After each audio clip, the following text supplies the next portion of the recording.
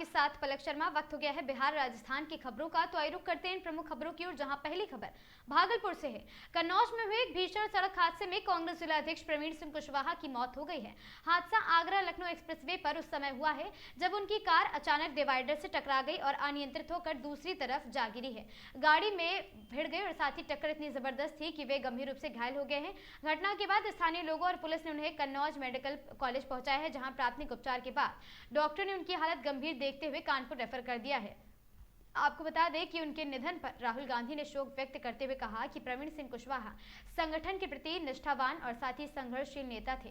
उनके निधन से पार्टी को अपूरणीय क्षति हुई है और साथ ही प्रवीण सिंह कुशवाहा हमेशा कहते थे कि बैकफुट पर नहीं बल्कि फ्रंट फुट पर खेलते हुए संघर्ष करते रहेंगे और यही करना उनकी एक प्रण भी थी। और साथ ही आपको बता दें 2005 में उन्होंने पहली बार चुनाव लड़ा था, जिसके बाद 2020 में और साथ ही 2025 में भी उन्होंने चुनावी मैदान में अपनी दावेदारी पेश की थी। पिछले महीने ही उन्होंने कांग्रेस ने भागलपुर में जिला अध्यक्ष की जिम्मेदारी दी थी।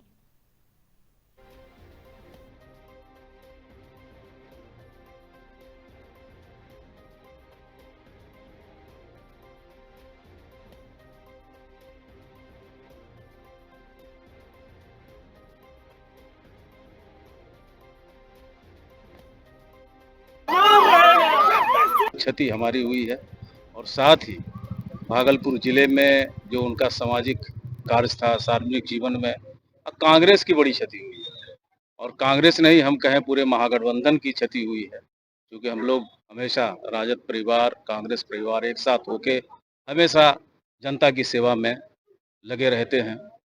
और ये 40 साल जो उन्होंने अपना जीवन दिया और एक चीज़ जो उनमें था कि छात्र जीवन से ही वो एनएसयूआई से कांग्रेस में थे और अंतिम सांस रुकने तक वो कांग्रेस में रहे।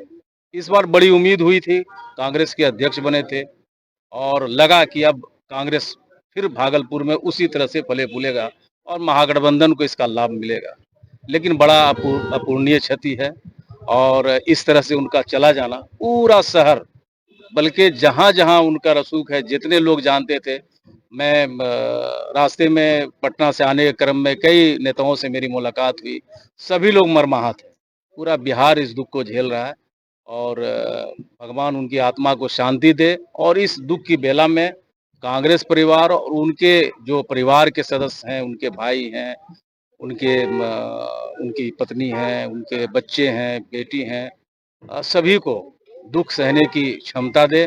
हम लोग तो इतना ही कर सकते हैं, लेकिन ऐसे ऐसे लोग जो बिल्कुल निष्ठा से अपने दल के साथ जुड़े रहे और समाज के साथ जुड़े रहे और बिल्कुल निस्वार्थ भाव से सभी जाति समुदाय संप्रदाय के लोगों को लेकर जिसने राजनीति किया और पूरा जीवन सामाजिक जीवन में उन्होंने अपना दिया, ये निश्चित रूप से भागलपुर की बहुत बड़ी क्षति हुई है, कांग्रेस की भी बहुत बड़ी क्षति हुई है, जिसका पूरा कर होना भी मुश्किल है।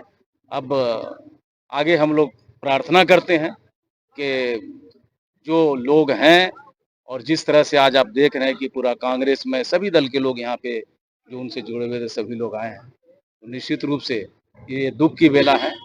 बहुत कहने की इच्छा और हिम्मत भी नहीं। बहुत बड़ा क्षति है। आपको बता दें, ये बहुत ही अच्छे कांग्रेस के वर्कर्स रहे हैं, चुनाव भी लड़े हैं और ये जिला अध्यक्ष होने के नाते हम लोग को ये गौरव था कि इस बार भागलपुर में मजबूत होगी कांग्रेस। ये बहुत लगे हुए थे। ये बहुत बड़ी क्षति है और हम इनके आत्मा को शांति प्रदान करें ऊपर वाला, और निश्चित पूरे परिवार के साथ इस दुख की घड़ी में हम साथ हैं। लेकिन आपको बता दें, पूरे कार्यकर्ता की तरफ से हम लोग सब उदास हैं। इनके जो काम के करने का तरीका था, ये बिल्कुल कांग्रेस को बहुत ही मजबूत करने का था। ये क्षति हुई है, हम लोग इसको। भागलपुर बिहार के बांका जिले के चक्काडी गांव में चोरी के आरोप को लेकर हिंसक मारपीट की घटना सामने आई है। जानकारी के अनुसार ट्रक ड्राइवर मणिकांत यादव के घर में चोरी की घटना हुई थी, जिसके बाद उन्होंने कमल किशोर यादव के परिवार पर आरोप लगाया था। बताया जा रहा है कि कमल किशोर यादव का पुत्र संजीव यादव, उसका भाई धर्मवीर यादव और साथ ही मां सोनी देवी एक शादी समारोह से लौट रहे थे। तभी मणिकांत यादव अपने 4-5 साथियों के साथ पहुंचे और साथ ही संजीव यादव पर चाकू और फरसे से हमला कर दिया है।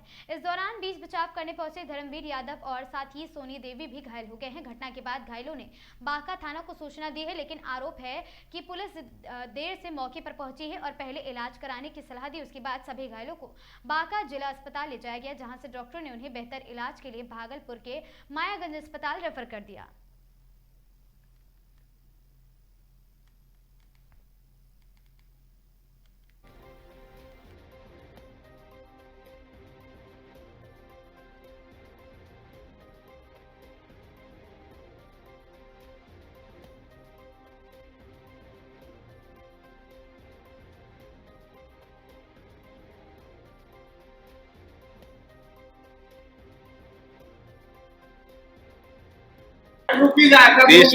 तीस तारीख का वारदात है। इसका जो शुरुआत है 30 तारीख को हुआ था। अच्छा, 30 तारीख को शादी था। हाँ, शादी था। उसमें हम सब वहाँ शामिल थे। रात 11 बजे से लेकर सुबह 5 बजे तक। उसी क्रम में 30 तारीख को हुई। जो मार किया है पड़ोसी, उसका घर में कोई चोरी कर लिया और उसमें हम सबको फंसा रहा है। तो चोरी का इल्जाम आप लोगों पे? हाँ, हम तीनों भाई का नाम दे दिया उसमें, जबकि आप लोग शादी में शामिल थे। और हम सब फोटो भी निकाल रहे हैं वहाँ, जैसे कि हाँ, दरोगा जो गया था कि बोला कि आप प्रूफ दिखाइए, तो हम प्रूफ भी निकाल रहे थे। लेकिन उसके पहले ही हम सब जब घर वापस आ रहे थे, उन्हीं के गेट के ऊपर से हम हमला गेट के पास से जाना पड़ता है हम सबको थोड़ा सा अंदर। तो गेट पे जैसे आए हम सब, उसी समय वो हमला कर दिया। कौन कौन घायल हैं? घायल हैं हम 2 भाई हैं। हम संजीव कुमार, मेरा भाई धर्मवीर कुमार, माता जी सोनी देवी। हर वो हथियार भी था उसके साथ? जी सर, वो फरसा था, चाकू था, ये सब लेके मारा है। कितने की संख्या में? उस 5-6 के संख्या में थे। मुख्य आरोपी का नाम क्या है? मुख्य आरोपी का नाम है मणिकांत यादव। वो ट्रक ड्राइवर है। जब आपको मारपीट लगा तो इसकी सूचना पुलिस को दिए? पुलिस को दिए तो बहुत देर के बाद आया। पहले तो 5-6 मोबाइल से फोन किए, तब वो बोला कभी 112 पे करो, तो कभी वहाँ थाना अध्यक्ष को करो। उसके बाद फिर आया। फिर क्या किए? आने के बाद वो सब फिर हम सबको पूछ लिया कौन सा गांव हुआ, कहाँ थाना हुआ, ये सब पूछने के बाद उठा के ले गया वहाँ हॉस्पिटल। जब हम सब बोले कि हम सबको केस करना है, तो बोला कि वो पहले अपना जान बचाओ, उसके बाद आके यहाँ थाना में केस करना। माता सदर लेके गया? जी सर। हालत गंभीर होने पे आपको मायागंज भेज दिया गया? हाँ। मायागंज कब आया आप लोग? मायागंज हम सब 1 बजे के करीबन आए। हाँ। और मारपीट का घटना कितने बजे हुआ? 8 से 8:30 के बीच। गाँव कौन सा आपका? चक्काडी। थाना बांका। थाना बांका। जी सर। पिताजी का नाम क्या है? कमल किशोर यादव। आप और भी 3 के अलावा और भी कोई घायल है? अभी उस समय हम सब इतना घायल थे कि पीछे वाले को हम सब देख नहीं पाए। अगर आप अपना नाम बता दीजिए। संजीव कुमार यादव। अपने भाई का? धर्मवीर कुमार यादव। माता? सोनी देवी। भागलपुर सबौर प्रखंड क्षेत्र के सबर अंचल कार्यालय के बाहर बैंक ऑफ बड़ौदा के निकट NH 80 सड़क किनारे मानसिक रूप से विक्षिप्त लाश मिली है, जिसे अज्ञात वाहन के द्वारा रात्रि करीब 2 बजे के लगभग धक्का मारकर भगा दिया गया था। आपको बता दें कि जिससे मृत्यु हो गई है और साथ ही आस पड़ोस के द्वारा सबौर थाना पुलिस को सूचना दी गई है, जिससे दल बल के साथ घटनास्थल पर पुलिस पहुंची और साथ ही मृतक को अपने कब्जे में लेकर प्रक्रिया करते हुए पोस्टमार्टम के लिए भेज दिया गया है। मृतक की पहचान विपिन बिहारी शाह पिता स्वर्गीय नारायण शाह और साथ ही ग्राम अदलपुर थाना रसूलपुर के रूप में की गई है।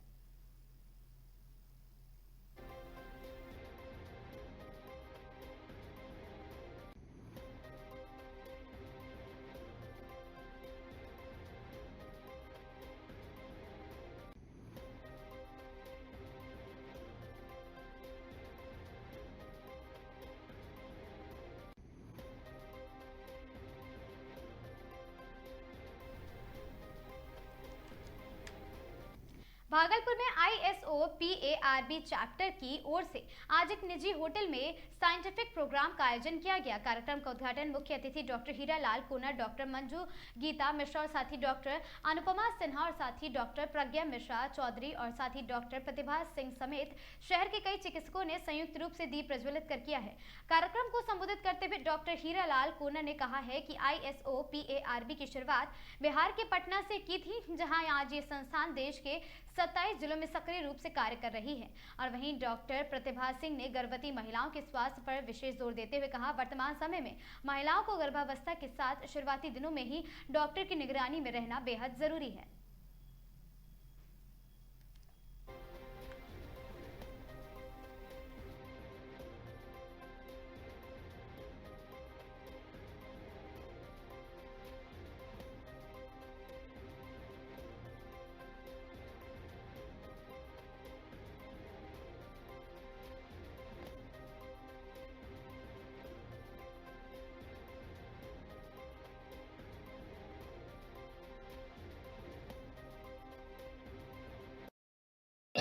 सर आप बोलेंगे आज? यस सर, मैं शुरू करके ये हमारा आज मैं शुरू करूँ। ये आज हमारा आइसोपार्क जो कि Indian society of perinatology and reproductive biology, ये एक एसोसिएशन है जो कि फीमेल्स मतलब गर्भवती महिलाओं और उनके बच्चे की देखभाल के लिए इस तरह का एसोसिएशन बनाया गया है। उसका भागलपुर चैप्टर का आज इनॉग्रेशन है और हमारे जो नेशनल प्रेसिडेंट हैं डॉक्टर हीरालाल कोनर, ये कलकत्ता से यहाँ पर आए हैं और हमारी जो सेक्रेटरी जनरल हैं डॉक्टर आभा रानी सिन्हा मैडम, ये पटना से आई हैं। तो अब मैं आपको डॉक्टर हीरालाल कोनर सर से कहूँगी कि इसके बारे में कुछ बताएं। Thank you, Pratibha. As she has said, we are from that of the Indian Society of Perinatology and Reproductive Biology. In short form, we call it ISOPARB. Hindi में सर थोड़ा सा बोलेंगे तो ज्यादा हिंदी भागलपुर में चैप्टर खुलने से फायदा क्या है, तो वो चीज देखिए, अगर मान लीजिए हम कोई भी चीज अगर शुरू करते हैं दिल्ली में, मुंबई में, तो उससे क्या होता है कि सभी पेरिफेरल एरियाज को फायदा नहीं होता है। अब जैसे ये जो है आइसोपार्क, ये पटना में बॉर्न हुआ, लेकिन अगर हम भागलपुर में या दरभंगा में उसका चैप्टर खोलते हैं तो यहाँ के डॉक्टर्स को हम लोग ट्रेन करते हैं, एजुकेट करते हैं, तो जो पेरिफेरल एरियाज के जो पेशेंट्स हैं उनको बेनिफिट होगा। मान लीजिए सुल्तानगंज है, बरारी है, जो सब नेग्लेक्टेड एरियाज है, तो उनको फायदा होगा। तो ये एडवांटेज है आइसोपार्क चैप्टर भागलपुर में खोलने का। हमारा आउटरीच प्रोग्राम्स होता है जिसमें कि हम गांव की महिलाओं तक जाना चाहेंगे और इन बातों को बताना चाहेंगे। ऐसे सरकार की तरफ से भी आजकल बहुत प्रयास हो रहे हैं। हमारी आशा बहनें हैं, हमारी ANMs हैं, हमारे स्वास्थ्य मित्र हैं, जो कि जगह जगह पर सभी चीजों के बारे में जागरूकता पैदा करते हैं। सबसे बड़ी चीज है जागरूकता। अगर हम सही जागरूकता पैदा करेंगे तो हम इन सब चीजों पर काबू कर पाएंगे। और आजकल डिजिटल ट्रैकिंग हो रही है, सभी आशा ANM के पास मोबाइल है जिस पर कि उन लोग करते हैं। ठीक, आप लोगों को तो सब पता ही चल गया। हम लोग आज यहाँ आए हुए हैं कि भागलपुर में Indian society of perinatology and reproductive biology का चैप्टर का इनॉग्रेट करने आए हैं। तो इसका मेन उद्देश्य है कि मातृ मृत्यु दर और न्यूबॉर्न जो मोर्टेलिटी है उसको कैसे कम किया जाए। सबसे जरूरी है अवेयरनेस करना। हम लोग जा करके गांव की महिला अभी भी कम उम्र में शादी हो जाता है, कम उम्र में बच्चे हो जाते हैं, अवेयर नहीं रहती है, प्रॉपर एंटीनेटल चेकअप नहीं होता है, तो उनका मृत्यु दर दोनों मदर का और बच्चे का ज्यादा होता है। तो लाइन तुम बोलते हैं हमने कौन कारण ये होता है कि ये माँ का परिचर्या ज्यादा कम होता था शुरू में, because concept was not that mother should be given adequate amount of good amount of food, nutrition, rest. जैसे हमारा वो हिंदुस्तान का ट्रेडिशन था कि महिला को जब बच्चे आते हैं तो माँ के पास भेज देते। दैट माँ was be considered the best person to take care of her daughter and the baby. So that was the trend that is continued. But additionally now then we feel more than that. So they should be given more of this, and moreover they should be उनका बार-बार वो investigations होना चाहिए, क्योंकि आजकल देखो कोई pregnancy का कोई कॉम्प्लिकेशन हम पहले से पकड़ लेते हैं, पहले से डिटेक्ट होने के बाजू में हम लोग प्रिवेंट करते हैं। उनका कारण में जो बच्चा का हार्म होता था और माँ का जो हार्म होता था वो तो कम हो जाता है। इस कारण हमने दोनों के लिए जो केयर जॉइंटली लेते हैं तो उसका कारण मैटरनल डेथ एंड बच्चा का डेथ वो भी कम हो गया। तो हमारा जो है I will speak in this inauguration time हमारा ज़्यादा है।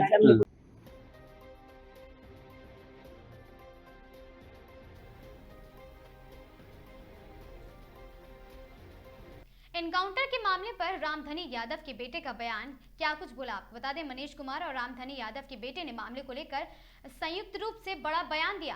दोनों ने आरोप लगाया कि पूरे मामले में सच्चाई को दबाने की कोशिश की जा रही, परिवार पर बेवजह दबाव बनाया जा रहा। कथित फर्जी एनकाउंटर पर सवाल उठाते हुए उन्होंने निष्पक्ष जांच की मांग की। मनीष कुमार ने साफ कहा है अगर जल्द न्याय नहीं मिला तो वे सुप्रीम कोर्ट ऑफ इंडिया तक जाएंगे। वहीं रामधनी यादव के बेटे ने आरोप लगाया है कि उनके परिवार को लगातार धमकाया और परेशान किया जा रहा है। उन्होंने ये भी कहा है कि आरोप लगाया कि घटना के दौरान सीसीटीवी बंद कर दिया गया था और इसकी मांग है कि पूरे शहर और थाने में सीसीटीवी की जांच कराई जाए जिससे सच्चाई सामने आ सके। से मैं बहुत दुखी हूँ, लेकिन सबसे बड़ा सवाल है कि ये जो घटना घटी है इसमें सबसे पीछे अगर किसी की विफलता देखी जाए तो सुल्तानगंज पुलिस प्रशासन की विफलता है और सिस्टम की विफलता है। और आज ये जो भी घटनाक्रम घटा ये सिर्फ सिस्टम के वजह से और सुल्तानगंज पुलिस प्रशासन के दुर्मूल रवैये से। हर बैठक में जब भी सुल्तानगंज का कोई भी बैठक होता है, समान बोर्ड का बैठक होता है, सशक्त बोर्ड का बैठक होता है, किसी भी प्रकार की टेंडर प्रक्रिया होती है तो हर बैठक में जो है बजाबते नगर परिषद से चिट्ठी जाता है और नगर परिषद से चिट्ठी जाने के बावजूद वहाँ पे पुलिस प्रशासन नियुक्त नहीं किया गया और ये प्रशासन की घोर लापरवाही है। उसके बावजूद भी बिहार सरकार इस पे अभी तक किसी भी प्रशासन के किसी भी अधिकारी पे जो है गाज नहीं गिरा है। दूसरा बात, इस तरीका को जो घटना घट गई, वो जो राजकुमार गुड्डू थे, चेयरमैन बनाने में मेरे पिताजी रामधनी यादव जी ने क्या नहीं किया उनको चेयरमैन बनाने में। हम लोग पूरे परिवार का महती भूमिका था, सभी लोग मिल के हम लोग जो उसको चेयरमैन बनवाए। चेयरमैन बनने के बाद से ही उनका फितरत इतना चेंज हो गया, उसका फितरत इतना चेंज हो गया कि वो एकदम कुछ नहीं, अपने आप में ही समझता था कि जो है हम ही हैं। माता जी भी चेयरमैन उप चेयरमैन रही, इससे पहले चेयरमैन थी। बहुत अच्छा कार्य की माता जी अपने रीजन में। फिर जाके उपसभापति का जनरल चुनाव लड़ा गया, इलेक्टेड उपसभापति है मेरी माता जी। लेकिन बिहार सरकार के नगर विकास मैनुअल में क्या है नहीं है, उपसभापति को कितना अधिकार है, सीधा ऑफिस से यही बोला जाता था उपसभापति होता कौन है, उपसभापति कुछ नहीं है। हमेशा से उपसभापति के साथ सौतेला व्यवहार होता था। लेकिन फिर भी चेयरमैन जब राजकुमार गुड्डू जी बन गए और उसके बाद 23 चेयरमैन 2022 के दिसंबर में जो चुनाव 2022 के दिसंबर में चुनाव संपन्न होकर के समय भी उतना नहीं बीता था, 23 फरवरी को मेरे पिताजी के ऊपर गोली से हमला करवा दिया, जिसमें राजकुमार गुड्डू मुख्य अभियुक्त था। उसका चेयरमैन बनने तक वो पिताजी का पैर पकड़ते थे। हम सभी परिवार, हम मेरे परिवार से बहुत अच्छा गहन संबंध रखते थे, बहुत अच्छा से बात करते थे, काम भी लिए, चुनाव में समर्थन भी लिए, जीत भी गए। जीतने के बाद उसका नीति पूरा चेंज हो गया। पिताजी के ऊपर 23 फरवरी 2023 को पिताजी के ऊपर हमला करवा दिया हत्या की नीयत से। ऊपर वाले की कृपा से उस टाइम पिताजी बच गए थे। जब देखा कि हमला में मेरा नाम आ गया, उसके बाद वो व्यक्ति कितना चतुराई किया राजकुमार गुड्डू की तुरंत वो भाजपा में शामिल हो गया बचने के लिए भाजपा में शामिल हो गया। तब से वो भाजपा का कार्यकर्ता बना फिरा। उसके पहले भाजपा में नहीं था, वो कार्य उसका सामाजिक एक्टिविटी भी नहीं था, लेकिन सब लोग मिलकर उसको जबकि चेयरमैन बनाए। इस चीज का भी आक्रोश पिताजी को था। उसके बाद जितने भी ईओ आए सब प्रफुल्ल चंद यादव आए, अभिनव कुमार थे, प्रफुल्ल चंद यादव जी थे। प्रफुल्ल चंद यादव अभी जो खगड़िया साइड जो बेगूसराय तरफ कहीं के ईओ हैं, बखड़ी के ईओ हैं प्रफुल्ल चंद यादव जी। मृत्युंजय कुमार, भूषण कुमार के पहले जो हैं मृत्युंजय कुमार अस्थायी कार्यपालक यहाँ नियुक्त हुए। मृत्युंजय कुमार से जाके पूछे उपसभापति या उपसभापति के परिवार का रवैया कभी गलत रहा ऑफिस में? लेकिन मृत्युंजय कुमार के प्रति जो है लिखा, जांच पड़ी, ये वो करके चेयरमैन उसको मानसिक मानसिक प्रताड़ना दिए। अभी वर्तमान में वो बाढ़ बख्तियारपुर जो वहाँ के वो कार्यपालक पदाधिकारी हैं। माता जी के रीजन में जितने भी ईओ हैं, उप सभापति कृष्णभूषण से पहले जितने भी ईओ बने, कभी कोई हम लोगों से कोई प्रकार का द्वेष नहीं रखा। समान जो बैठक होती थी नगर परिषद में, तो वो जानकारी दी जाती थी। लेकिन थाना को तो दी ही जाती थी। ठीक है, मेरे पिताजी इस तरह का घटना कारित किए। पिताजी हमेशा सत्य थे, लेकिन उनका जो तरीका था ये गलत हो गया। उनका आवाज उठाने का इस तरह का तरीका गलत हो गया, और वो भी क्या होगा, एकदम परेशान हो गए। जब से ही कृष्णभूषण कुमार ये ईओ बन के आए थे, राजकुमार गुड्डू की हमेशा से इच्छा रहती थी कि उपसभापति का वैल्यू कुछ नहीं है। जब मेरे रहते हुए उपसभापति अगर एक लाइट लगाने भी नहीं बोल देता था तो लाइट नहीं लगता था। कार्यपालक के ऊपर प्रेशर बनाया जाता था। इसके पहले जितने भी कार्यपालक थे, कोई भी कार्यपालक उसके प्रेशर में ज्यादा नहीं आए, लेकिन कृष्णभूषण कुमार जो थे। भागलपुर जिले में रविवार को नीट यूजी प्रवेश परीक्षा कड़ी सुरक्षा व्यवस्था के बीच सफलतापूर्वक संपन्न की गई। जिले के 15 परीक्षा केंद्रों पर करीब 5000 परीक्षार्थियों ने परीक्षा में भाग लिया और परीक्षा को निष्पक्ष और साथ ही कदाचार मुक्त बनाने के लिए जिला प्रशासन पूरी तरह मुस्तैद नजर आया। सभी परीक्षा केंद्रों पर जैमर, बायोमेट्रिक सत्यापन और साथ ही त्रिस्तरीय जांच व्यवस्था लागू की गई थी ताकि वहां किसी भी प्रकार की गड़बड़ी की संभावना को खत्म किया जा सके। इस बार ड्रेस कोड को लेकर भी विशेष सख्ती बरती गई थी। परीक्षा केंद्र पर पर्याप्त संख्या में पुलिस बल की तैनाती रही और कुल मिलाकर भागलपुर में नीट यूजी परीक्षा शांतिपूर्ण और व्यवस्थित माहौल में संपन्न हुई है।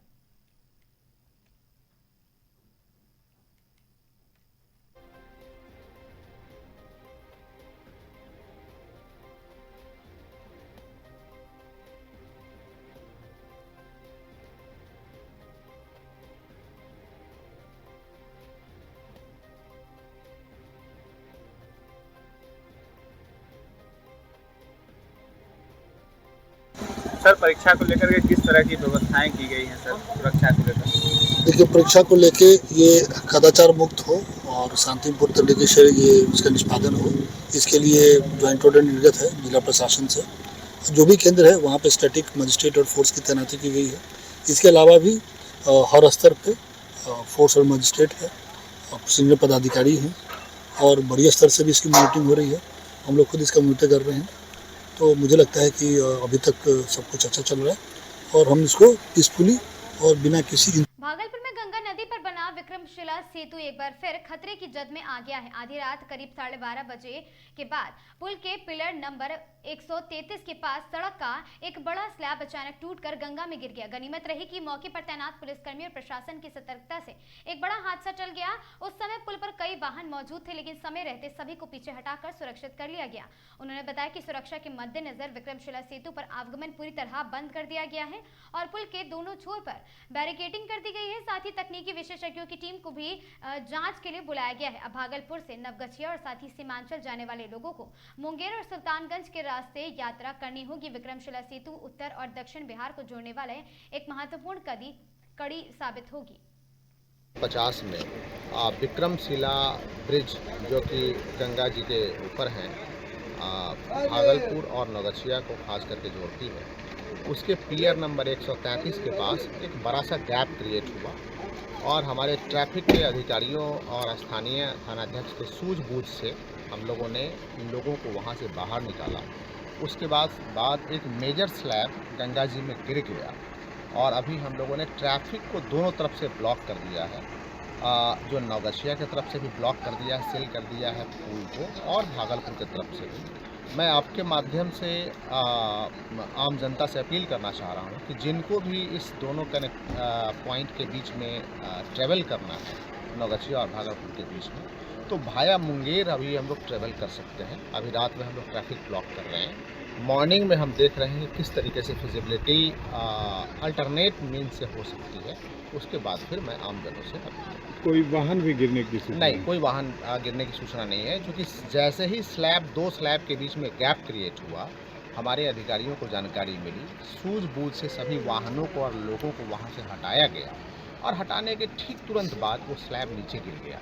तो अभी किसी प्रकार की हताहत की कोई सूचना नहीं है। मैं एसएसपी साहब, हमारे डीडीसी और सभी बड़ी अधिकारी लोग वहाँ पे कैंप किए हुए हैं और आम जनों से वो ट्रैफिक को हम लोग अभी रोक रहे हैं, अल्टरनेट मीन्स के लिए उनसे अनुरोध कर रहे हैं। इसका कारण क्या हुआ सर गिरने का?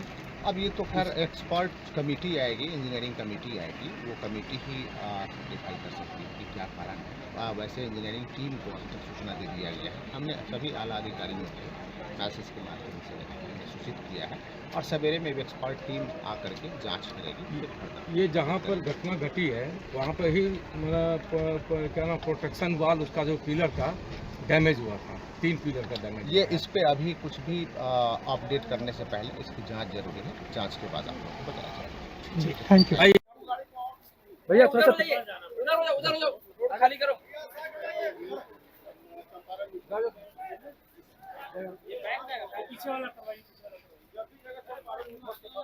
कि जैसा जिला पदाधिकारी महोदय ने आप लोगों को अवगत कराया है कि इसका अभी वैकल्पिक जो मार्ग है वो मुंगेर वाया होते हुए जो है जाना है सबको, सुल्तानगंज होते हुए। और आप लोगों के माध्यम से मैं पुनः सबको सूचित करना चाहता हूँ कि जिला प्रशासन की सतर्कता से त्वरित रूप से जो कार्रवाई हुई और उसकी वजह से कोई भी हानि नहीं हुई है।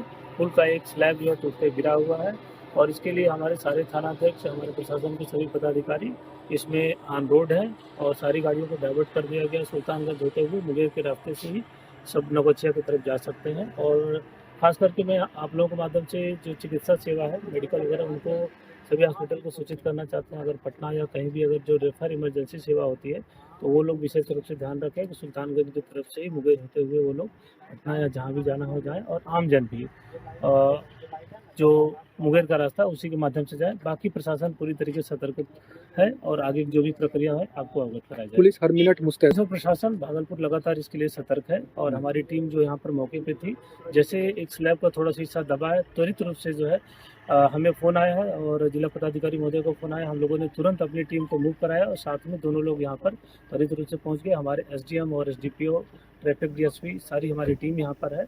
हम लोगों ने पुल को सील भी कर दिया है और नवगछिया की तरफ से जैसे जिला पदाधिकारी महोदय ने अवगत कराया उधर से भी सील कर दिया गया है और हम लोग मुस्तैद हैं। जो भी चीज़ें होंगी हम लोग आम पब्लिक को सहायता उपलब्ध कराने के लिए।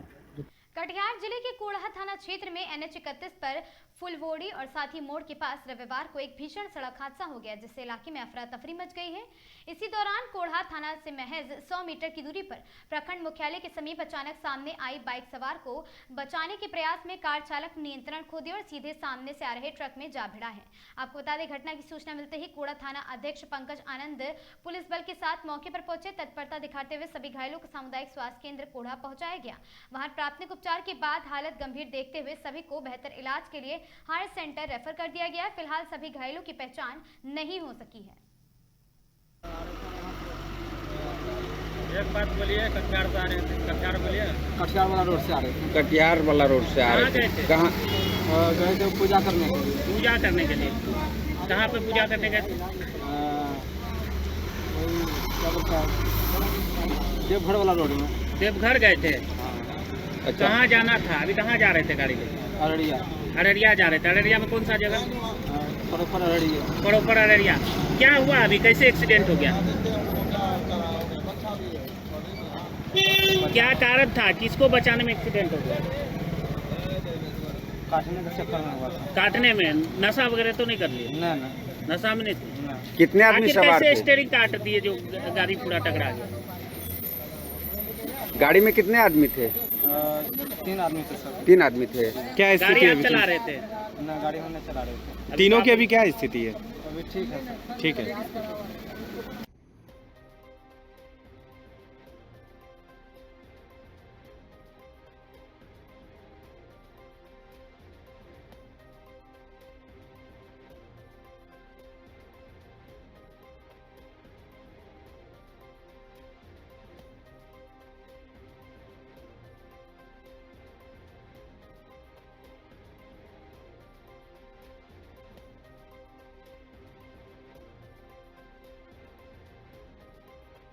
कहाँ से आ रहे थे भैया? एक बात बोलिए, कटिहार से आ रहे थे। कटिहार बोलिए। कटिहार वाला। भवानी भवानी मंडी क्षेत्र के पलियाखेड़ी गांव में आज दो पक्षों के बीच उपजा विवाद भीषण हिंसा में बदल गया, आगजनी में बदल गया। एक प्रेमी जोड़े के घर से भागने की रंजिश के पूरे मामले में पूरे गांव में तनाव पैदा कर दिया, जिसके बाद आक्रोशित भीड़ ने लड़के के घर पर धावा बोल दिया। इससे हमले में मारपीट तोड़फोड़ के साथ कई तरह की चीजें हुई हैं। इससे हमले में आपको बता दें कि पुलिस से प्राप्त जानकारी के अनुसार मामला कानन खेड़ी गांव की एक लड़की के पलियाखेड़ी गांव के युवक के साथ भागने से जुड़ा हुआ है। इस घटना को लेकर दोनों पक्षों के बीच पहले से ही तनाव था। आज इसी बात को लेकर दोनों पक्ष आमने सामने आ गए और देखते ही देखते विवाद ने हिंसक रूप ले लिया। सामान को नुकसान पहुंचाया बल्कि घर और दुकान में आग लगा दी है। इस हिंसक झड़प में कई लोग गंभीर रूप से घायल हुए हैं और घायलों को तत्काल भवानी मंडी के अस्पताल ले जाया गया, जहां प्राथमिक उपचार के बाद उनकी हालत स्थिति को देखते हुए उन्हें बेहतर इलाज के लिए झालावाड़ रेफर कर दिया गया है।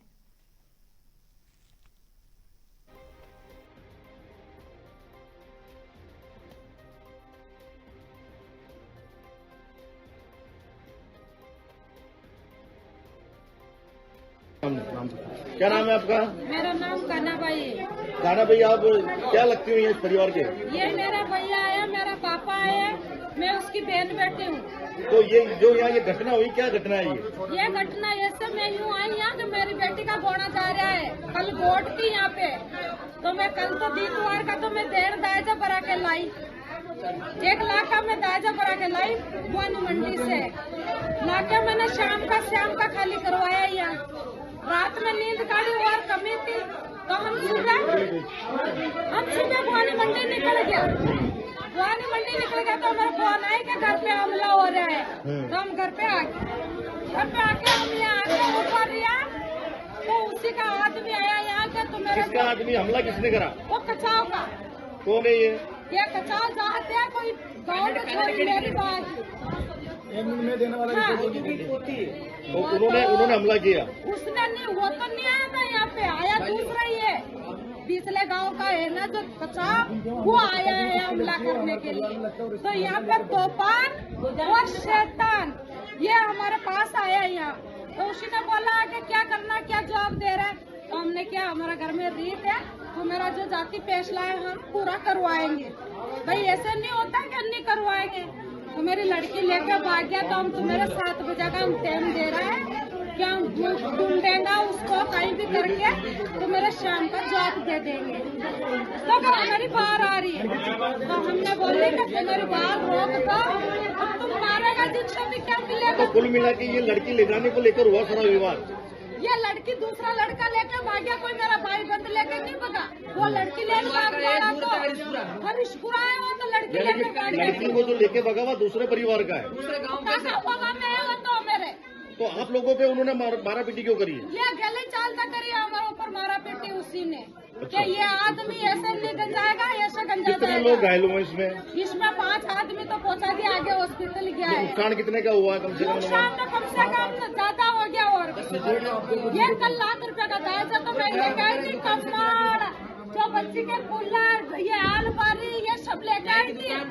मेरा पापा का पेट्रोल 35 लीटर तेल भराता हुआ डाल के तेजा कचाने छोरा ने उसी ने डाल आग लगाई। आपका नाम बताइए। मेरा नाम बंटी गोड है सर। बंटी जी, क्या घटना घटी घर पे आपके? सर कानड़ खेड़ी की लड़की है और हमारा परिवार का लड़का है, वो हमारा गांव में नहीं रहता है, वो हरीशपुरा रहता है सर। तो वो लड़की हरीशपुरा लड़के के साथ में भग गई। तो समाज फैसला होता है सर हमारे अंदर। तो वो जाति वाले हमारे पास आए, हमने बोला कि सर ये हमारे घर में रहते हैं, 5 दिन बाद बैठ के अपन फैसला कर लेंगे। तो सर हम गोड समाज से, वो है कचाव समाज सर। तो कचाव हमारे गाँव वालों कचाव को बाहर लेके सर हमारे ऊपर पड़े, वो हमारा परिवार का लड़का है ना। तो हरीशपुर रहता है सर, हमारे हमने बोला कि हम अभी है ना हमारे इधर हम अगर लड़की भग गई आपकी तो लड़की लाके हम देंगे आपकी, हम आपके साथ चलते हैं। उस लड़के को, उस लड़के की माँ को, उसकी बहन को हम आपके साथ पकड़ा के लेके आते हैं। तो उसकी खेती खड़ा है उसका, बाकी है ना हम आप बोलो जो करो, हम हमारे को लेना ना देना कुछ भी नहीं। यहाँ से वो सर कम से कम 10 से 12 साल हो गया।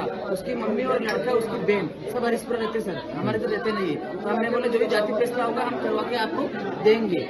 लेकिन समझे नहीं सर, तलवार, लाकड़ी, पत्थर सब लेके सर डायरेक्ट आग लगवाते सर। कितने लोग आए थे? कम से कम सर 200 लोग थे। 200 लोगों ने हमला किया। क्या क्या नुकसान हुआ आपके? सर घर जला के, हमारा नाई की दुकान जला के, सर बकरा लेके गए, भैंस लेके गए। और लाड़ी का सर ये बुधवार के दिन आने वाला बुधवार है ना, उस दिन हमारे अंदर आना बोलते हैं, वो आना लड़की लाड़ी को बेचने वाले थे, उसका 250 लेके आए सर, उसका बिल पड़ा है हमारे पास, सब पड़ा है सर। कितना का नुकसान हुआ लगभग? सर कम से कम 5 से 7-8 लाख का नुकसान। यानी कि ले जाने वाले लड़की को लड़का लड़के भगने वाले अलग है। हाँ सर। और आपके लड़की के ढूंढने के प्रोग्राम में धामा हुआ सर। हमारे पूरा घर तोड़ दे सर, हमारे भाभी को मारा सर, हमारे बाबा को माथा फाड़ दे सर। कितने जने घायल हुए हैं? सर कम से कम 5 आदमी सर पूरा घायल हुए, झालावाड़ जाएंगे सर। आग लगवा दी सर। पुलिस को सूचना दे दी आपने? हाँ सर। पुलिस को बोल दिया सूचना? पुलिस को बोली सर, पुलिस बहुत लेट आई सर। सर कम से कम फोन कर कम से कम 20 कॉल किया, उसके बाद आई सर। हम पर हाथ जोड़ के विनती करना चाहते सर। बाबूराम, क्या घटनाक्रम हुआ आज आपके साथ? सर मेरे को कोई पता नहीं, मेरे को 10 मिनट घर पे आया, 150-200 आदमी मेरे घर के ऊपर पड़ गए। किस कारण से पड़े, क्या घटनाक्रम? मुझे पता ही नहीं कि क्या हुआ, मेरे को तो समझ में ही नहीं है सर। मेरे घर पे आके पड़ गया, मेरे घर अंदर में ताला लगा दिया है और पूरे गांव वालों 150-200 आदमी था, सबसे ऊपर आके पड़ गए वो। मेरा पिताजी का सिर फट गया, मेरी लड़की का हाथ टूट गया, बहन को चोट है और अभी 4-5 आदमी वहाँ अस्पताल में भर्ती है और अभी 3 बकरे ले गया और 1 भैंस ले गया। सूत्रों का हवाले सुनने में आ रहा है कोई लड़की का मीटर है। हाँ लड़की का मीटर है, मुझे कोई पता नहीं कि कौन सी लड़की क्या लड़का है, मेरे को कोई पता ही नहीं। तो आपने किन लोगों के खिलाफ मामला दर्ज कराया है? मैंने सर मेरे घर पे पत्थर, लोड़ी, मेरी गाड़ी, डायचा, बकरा बकरी सब ले गया, इसलिए उन पे मैंने रिपोर्ट दर्ज कराई। बाबूराम सुनब सब्बा जी, गाँव पालियाखेड़ी चौराया। और जिनको मुकदमा करा उनका नाम क्या है? उनका नाम तो मैंने 20-21 आदमी का नाम लिखा है और अन्य कम से कम 150 आदमी हो रहे हैं, जो भी मैं तसल्ली से मैं घबरा रहा हूँ, वो नाम लिखाऊंगा मैं।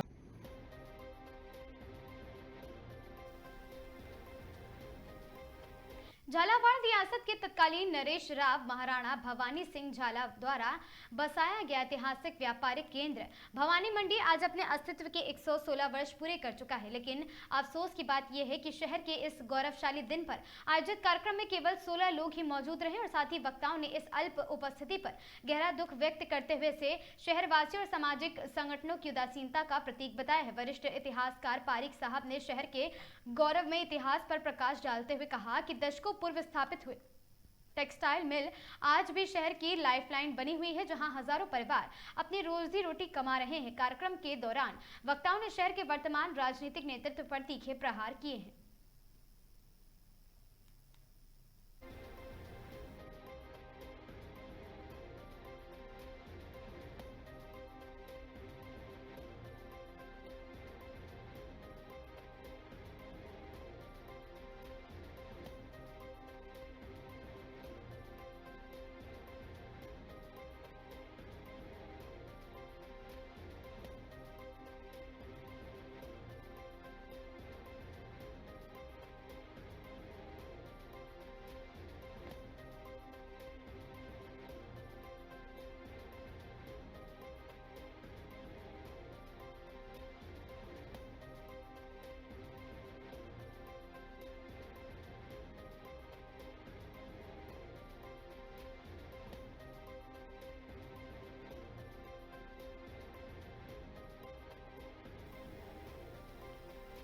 खबर कोटा से है, जहां बॉयफ्रेंड से मिलने कोटा आई महिला से सामूहिक दुष्कर्म। बॉयफ्रेंड के साथ 2 दोस्तों ने किया महिला के साथ सामूहिक दुष्कर्म करने से रोका तो किया बोतल से गर्दन पर वार। फिलहाल पुलिस कर रही पूरे मामले की जांच। एक नाबालिग दोस्त को भी मामले में निरुद्ध कर चुकी है पुलिस।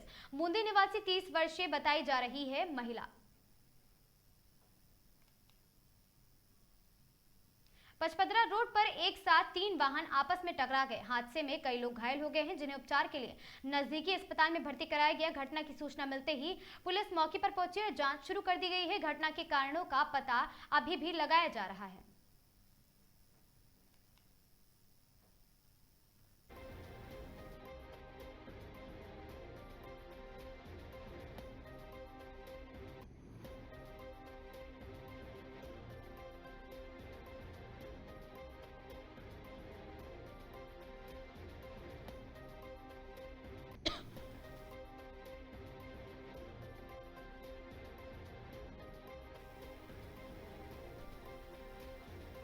अलवर जिले में साइबर अपराधियों के खिलाफ चल रहे अभियान के दौरान रविवार को एक सनसनीखेज वाकया सामने आया है।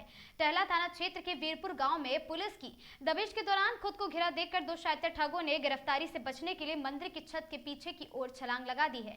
इस ऊंची कूद के कारण दोनों आरोपी गंभीर रूप से घायल हो गए, जिन्हें प्राथमिक उपचार के बाद अलवर रेफर किया गया है। पूरा मामला वैशाली नगर अलवर थाना क्षेत्र में दर्ज किए गए पुराने और लंबित मामलों से जुड़ा है। वैशाली नगर थाने के हेड कांस्टेबल इरशाद मोहम्मद ने बताया कि उन्हें मुखबिर के जरिए पुख्ता जानकारी मिली कि थाने के एक प्रकरण में वांछित चल रहे दो मुख्य आरोपी वीरपुर गांव में छिपे हैं और सूचना के आधार पर पुलिस की एक वरिष्ठ टीम मौके पर पहुंचकर रविवार को गांव में घेराबंदी की है, जिससे पुलिस की टीम आरोपियों के ठिकाने पर पहुंची है। वहां हड़कंप मच गया और पुलिस टीम को अपने करीब आता देख दोनों वांछित आरोपियों ने भागने की कोशिश की है। घटना की सूचना मिलते ही राजगढ़ थाना प्रभारी नरेश मीणा भी अस्पताल पहुंचे और मामले की जानकारी ली है। फिलहाल पुलिस की निगरानी में दोनों का उपचार जारी है। स्वस्थ होने के बाद पुलिस इन्हें गिरफ्तार कर कोर्ट में पेश करेगी।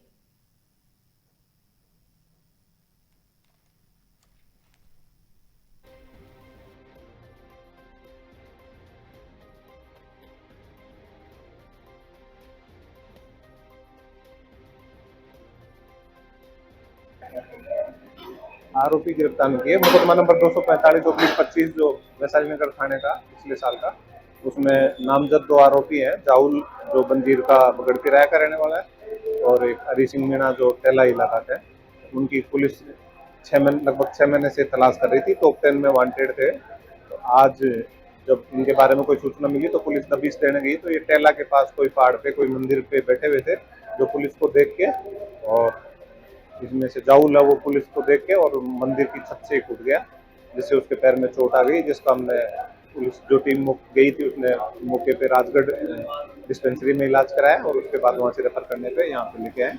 अभी इनका इलाज। युवक पर चाकू और गड़ूसों से हमला किया गया। घायल युवक शब्बीर अहमद को एमबीएस अस्पताल में कराया गया भर्ती। भाई से हुई झगड़े के बाद समझाइश करने गया था शब्बीर। नयापुरा की नेहरू कॉलोनी में हुई वारदात। नयापुरा थाना पुलिस कर रही है हमलावरों की तलाश। खबर कोटा से है, जहां आपको बता दें आवली क्षेत्र में एक व्यक्ति के घर में संदिग्ध अवस्था में शव मिलने की सूचना पर पुलिस को सूचना प्राप्त हुई और सूचना पर थाना आरके पुरम पुलिस तुरंत मौके पर पहुंची और घटनास्थल का निरीक्षण किया है। मृतक के गले पर चोट के निशान पाए जाने पर हत्या की आशंका आधार पर मामला दर्ज कर प्रारंभ कर दी गई है जांच, और साथ ही पुलिस द्वारा मृतक का पोस्टमार्टम कराया गया तथा तकनीकी साक्ष्य, स्थानीय जानकारी एवं संदिग्ध व्यक्तियों से पूछताछ के आधार पर गहन जांच शुरू कर दी गई। जांच के दौरान सामने आया कि मृतक और उसकी पत्नी के बीच पारिवारिक विवाद चल रहा था तथा पत्नी के अन्य व्यक्तियों से अवैध संबंध होने की जानकारी भी सामने आई थी। और साथ ही मामले की गंभीरता को देखते हुए पुलिस अधीक्षक कोटा शहर श्रीमती तेजस्विनी गौतम, आईपीएस के निर्देशन एवं अतिरिक्त पुलिस अधीक्षक श्री दिलीप सैनी तथा वृत्ताधिकारी श्री सिद्धार्थ प्रजापति के नेतृत्व में एक विशेष टीम गठित कर दी गई और साथ ही टीम द्वारा तकनीकी विश्लेषण एवं साक्ष्य के आधार पर आरोपियों की पहचान कर उनका पीछा किया जा रहा है। आरोपियों को विधिवत गिरफ्तार कर लिया गया तथा मामले में आगे की कार्रवाई भी जारी है।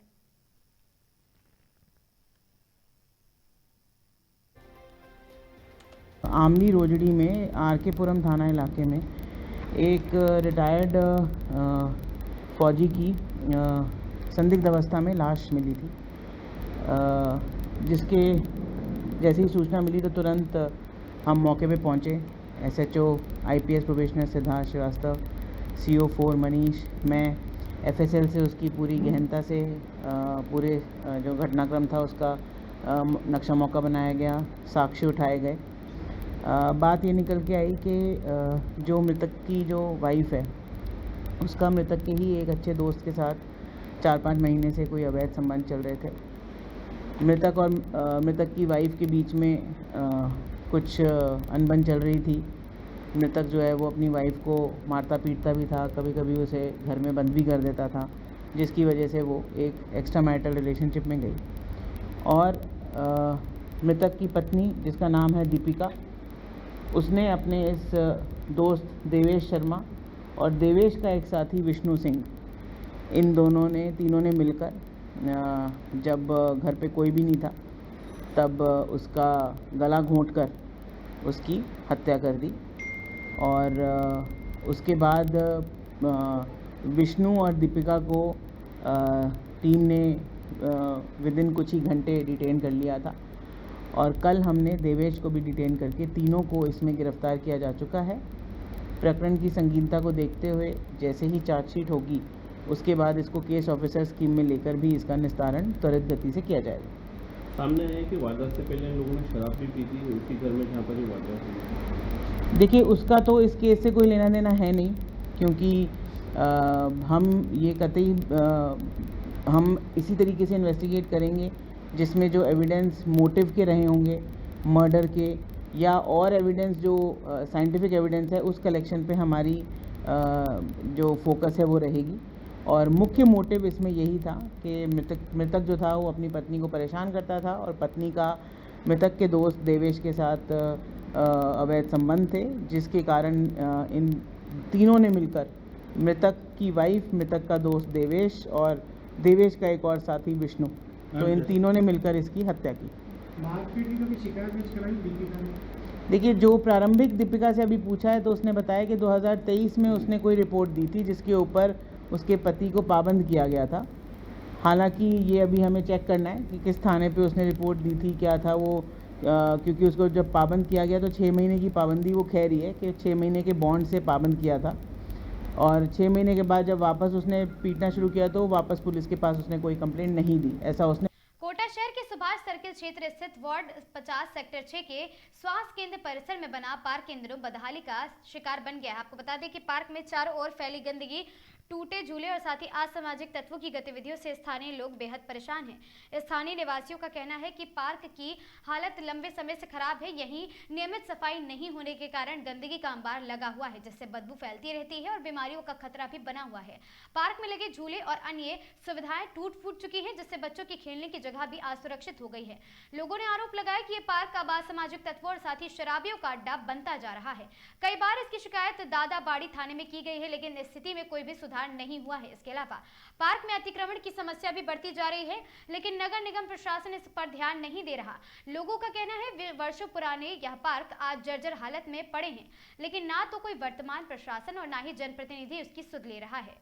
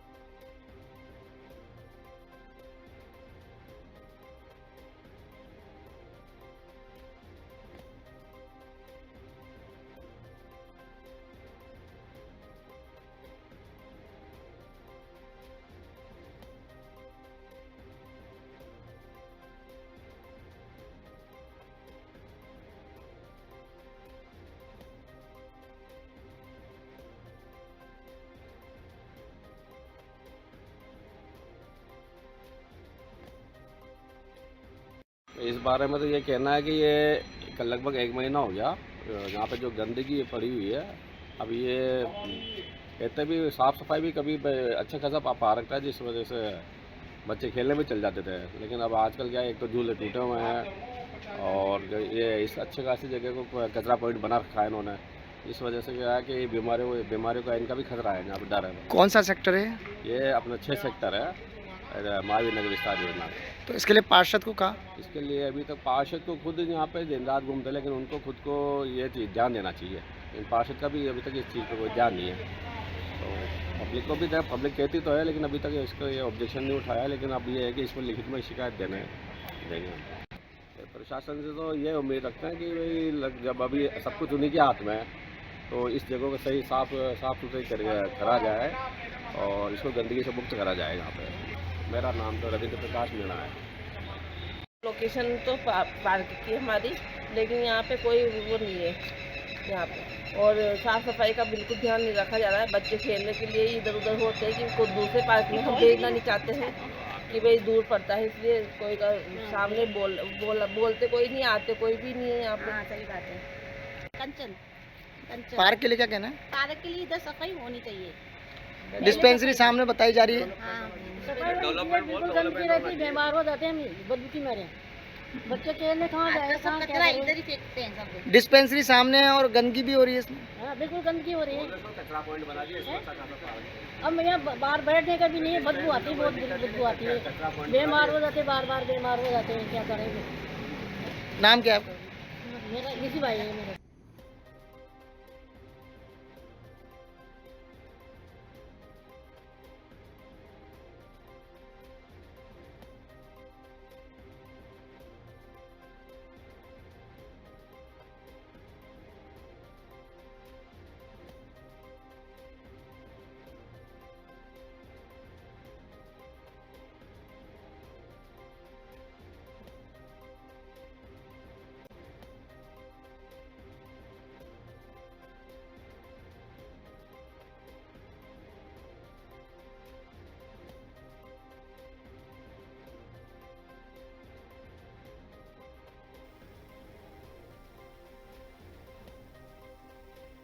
खबर कोटा से है, जहां राजस्थान सरकार के ऊर्जा विभाग के राज्य मंत्री स्वतंत्र प्रभार हीरालाल नागर ने रविवार को कोटा जिले के सांगोद, कनवास और साथ ही बपावर क्षेत्र में ग्रामीण अंचलों का व्यापक दौरा किया है। एक दिवसीय प्रवास के दौरान मंत्री ने विभिन्न विकास परियोजनाओं, सड़क निर्माण और जन सुविधाओं का मौके पर निरीक्षण किया। इस दौरान कार्यों में गुणवत्ता की कमी और साथ ही लापरवाही हो जाने पर पाए जाने पर अधिकारियों और साथ ही ठेकेदारों को जमकर फटकार भी लगाई गई। निरीक्षण के दौरान मंत्री नागर ने खजूरी और साथ ही उमरहेड़ी तालाब के पुनर्निर्माण कार्यों का जायजा लिया और साथ ही उमरहेड़ी तालाब की स्थिति देख मंत्री ने गहरा रोष व्यक्त किया। उन्होंने पाया कि तालाब में पिचिंग और साथ ही ड्रेसिंग का कार्य नियमानुसार नहीं किया गया था और पत्थर बाहर निकल रहे थे। जल संसाधन विभाग के अधिशासी अभियंता अनिल मीणा से जवाब तलब करते हुए मंत्री ने पूछा, क्या ये 40 लाख का मकान है? अधूरा काम होने के बावजूद भुगतान कैसे किया गया? दौरे के दौरान मंत्री ने सांगोद बपावर कार्रवाई सड़क और साथ ही आपको बता दें कि नवीनीकरण बापावर कला और साथ ही अटल प्रगति पथ पर भी आरू नदी पर नवनिर्मित पुलिया की प्रगति जांच की है। जनप्रतिनिधि अपने क्षेत्र के जो निर्माण कार्य जिनको हमें काफी मशक्कत आती है स्वीकृत कराने में और उनको हम मॉनिटरिंग करने के बाद काम क्वालिटी का हो, इसके लिए मॉनिटरिंग भी आवश्यक है। जहां जहां भी कोई कमी नजर आती है वहां के अधिकारियों को और ग्रामीणों के सुझाव पर वो उस काम को ठीक से करने के लिए निर्देश देते हैं। इसलिए मैं लगातार 2 दिन से क्षेत्र में हमारे जितने भी निर्माण कार्य होते हैं उनकी मॉनिटरिंग कर रहे हैं और मैं अगले वीक फिर मॉनिटरिंग करेंगे, क्योंकि जब तक हम उन कामों की फिजिकली जाकर के देखभाल ना कर ले वहां तक उसमें किसी तरह का कोई सुधार की गुंजाइश होती है तो वो समय रहते अगर वो सुझाव देते तो वो काम बेहतर तरीके से हो जाता है। इसलिए सभी की मॉनिटरिंग कर रहे हैं और कुछ कमियां हैं उनको कमियों को निकाल रहे हैं। कोई कॉन्ट्रैक्टर की सुपरविजन की, कई कोई तराई की कोई कमी है उसके लिए भी निर्देश दिए हैं और काम बढ़िया हो, क्वालिटी का हो। इसके लिए मेरा विशेष निर्माण कार्यों पर फोकस रहता है। हम क्वालिटी के साथ काम करें। ये जनता का पैसा है, जनता की खाड़ी कमाई का पैसा व्यर्थ ना जाए, इसमें किसी तरह की कोई भ्रष्टाचार नहीं हो। इसलिए लगातार मैं इन कामों की मॉनिटरिंग करता हूं और इसकी सुदृढ़ीकरण और क्वालिटी के साथ निर्माण हो, इसलिए लगातार मैं इनके पीछे लगे हुए भी हैं और मैं समझता हूँ उसके वजह से काफी कार्यों का निरीक्षण किया है। किस प्रकार की व्यवस्थाएं वहाँ लगी और किस प्रकार का काम देखने को मिला है? देखिए, लगातार जब जनप्रतिनिधि अपने क्षेत्र के जो निर्माण कार्य जिनको हमें काफ़ी मशक्कत आती है स्वीकृत कराने में और उनको हम मॉनिटरिंग करने के बाद काम क्वालिटी का हो, इसके लिए मॉनिटरिंग भी आवश्यक है। जहाँ जहाँ भी कोई कमी नज़र आती है वहाँ के अधिकारियों को और ग्रामीणों के सुझाव पर वो उस काम को ठीक से करने के लिए निर्देश देते हैं। इसलिए मैं लगातार 2 दिन से क्षेत्र में हमारे जितने भी निर्माण कार्य होते हैं उनकी मॉनिटरिंग कर रहे हैं और मैं अगले वीक फिर मॉनिटरिंग करेंगे, क्योंकि जब तक हम उन कामों की फिजिकली जाकर के देखभाल ना कर ले वहाँ तक उसमें किसी तरह का कोई सुधार की गुंजाइश होती है तो वो समय रहते अगर वो सुझाव देते तो वो काम बेहतर तरीके से हो जाता है। इसलिए सभी की मॉनिटरिंग कर रहे हैं और कुछ कमियां हैं तो उनको कमियों को निकाल रहे हैं। कोई कॉन्ट्रैक्टर की सुपरविजन की, कोई तराई की कोई कमी है तो उसके लिए भी निर्देश दिए हैं और काम बढ़िया हो, क्वालिटी का हो। इसके लिए मेरा विशेष निर्माण कार्यों पर फोकस रहता है कि हम क्वालिटी के साथ काम करें। ये जनता का पैसा है, जनता की खाड़ी कमाई का पैसा व्यर्थ ना जाए, इसमें किसी तरह की कोई भ्रष्टाचार नहीं हो, इसलिए लगातार मैं इन कामों की मॉनिटरिंग करता हूं और इसकी सुदृढ़ीकरण और क्वालिटी के साथ निर्माण हो, इसलिए इन पर लगातार मैं इनके पीछे लगे हुए भी हैं और मैं समझता हूँ कि उसके वजह से काफ़ी सुधार भी हुआ है क्वालिटी में और अच्छे काम हो रहे हैं, भी मैं देख के आया हूँ। सर, पहले आपने जो निरीक्षण किए थे, कई कामों में खामियां मिली थी, तो उन मामलों में अधिकारियों पे या किसी फर्म पे कोई कार्रवाई देखी? देखिए, जहाँ भी खामियां मिली है, अगर वो काम कम क्वालिटी का था तो उसको तुड़वाया गया है। अगर उसका बिल नहीं हुआ, उसका एमबी नहीं हुई, उसके पहले ही उसको जांच में घटिया पाया गया तो उसको तोड़कर ठीक करवाया गया है। इसलिए हो सकता है वहाँ कमी नहीं हो, लेकिन जहाँ पर भी अगर इस तरह के भुगतान हुए हैं वहाँ वो कमियां रही है और उसके बाद उनका भुगतान कर दिया गया है, तो ऐसे कामों में उन अधिकारियों के खिलाफ आने वाले समय पर कार्रवाई भी प्रस्तावित की जाएगी, क्योंकि इस तरह के किसी भी हमारी सरकार में कोई कोताही नहीं बरती जाएगी। सर, कई राज्यों के चुनाव परिणाम कल आने वाले हैं, क्या लगता है क्या परिणाम होंगे? परिणाम सुखद होंगे। हम बंगाल में पहली बार आज़ादी के बाद सरकार बनाने जा रहे हैं। आसाम में हम तीसरी बार वापस जीत रहे हैं। तो ये भारतीय जनता पार्टी का लगातार हमारे जो राज्यों में नए राज्य जुड़ते जा रहे हैं और जनता के विश्वास पर, हमारे प्रधानमंत्री मोदी जी का जो विजन है उस पर जनता को विश्वास है और जनता में एक धारणा बन गई है कि अगर विकास करना है तो हमें मोदी जी के साथ केंद्र में जो सरकार है उसकी समकक्ष उसी तरह की डबल इंजन की सरकार बनानी है, तभी सरकार विकास संभव है और इस पर जनता ने भरोसा किया है और उस भरोसे के आधार पर हम अब आसाम तो जीत ही रहे हैं, लेकिन बंगाल में भी हमारी सरकार बनने जा रही है।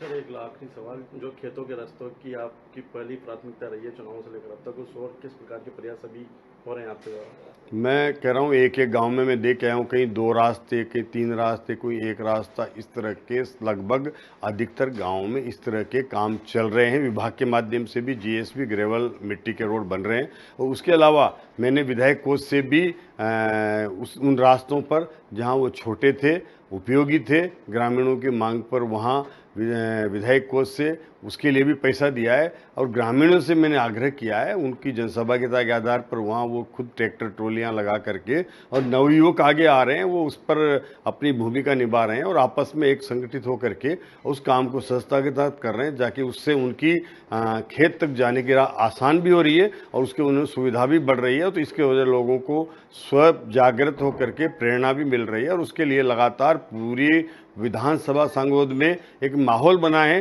कि हमें हर खेत पर हमारा रास्ता सुगम बनाना है। तो जितने हमसे संभव है सरकारी स्तर पर हम मदद कर रहे हैं, लेकिन जहां संभव नहीं है वहाँ विधायक कोष से दे करके और ग्रामीणों से सहभागिता के लिए प्रेरित कर रहे हैं, तो वो भी प्रेरित होकर के और लोग आगे आकर के इस काम को करवा रहे हैं। उससे बेहतर काम हो रहा है। मैं देख के आया हूँ आज कई रोडों पर जहाँ पर जाना मुश्किल था, जहाँ गरी गरी खाइयाँ थी, वहाँ आज वो बढ़िया road, gravel road, GSB road बन गए हैं और उसको निश्चित रूप से ग्रामीण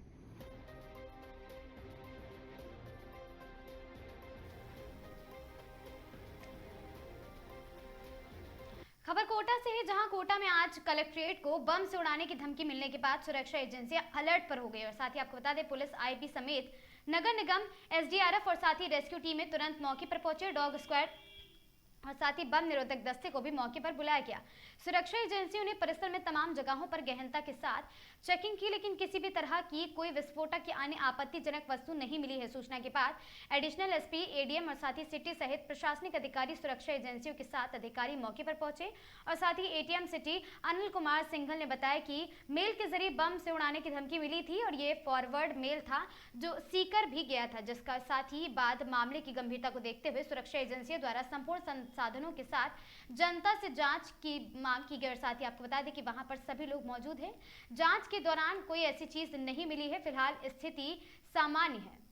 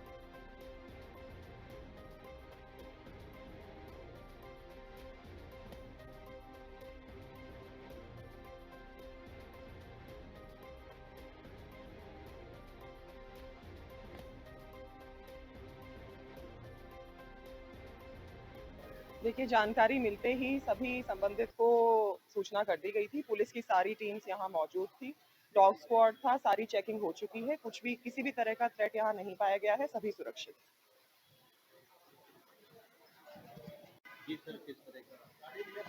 आज एक मेल प्राप्त हुई थी जो केवल फॉरवर्ड हुई थी। ऐसा कोई डायरेक्ट थ्रेट नहीं था, पर जो एसओपी है उसके हिसाब से सूचना दी गई और चेकिंग की गई और कुछ भी ऐसा नहीं मिला है। सभी कानून व्यवस्था की स्थिति सामान्य है, किसी भी तरह की कोई वो नहीं है। हाँ, एक मेल प्राप्त हुआ था जिसमें दिया तो सीकर कलेक्ट्रेट के लिए था, पर चूंकि वो यहाँ फॉरवर्ड हुई थी तो एहतियात के तौर पर केवल सावधानी बस उसकी जांच करवाई गई। ऐसा कुछ भी कोई थ्रेट नहीं है। जो सामान्यतः एंटी सैबोटेज टीम है, पुलिस है और सभी हैं, डॉग स्क्वाड है, वो सभी आई थी, चेक कर लिया गया, कुछ भी ऐसा नहीं मिला। हाँ, पहले भी एक बार ऐसा हो चुका, तो जो सामान्य प्रक्रिया उसके तहत कार्रवाई की जाती है। इन खबरों में आज के लिए बस इतना ही। ऐसी खबरों से लगातार जुड़े रहने के लिए बने रहें हमारे साथ और देखते रहें आगाज टाइम्स।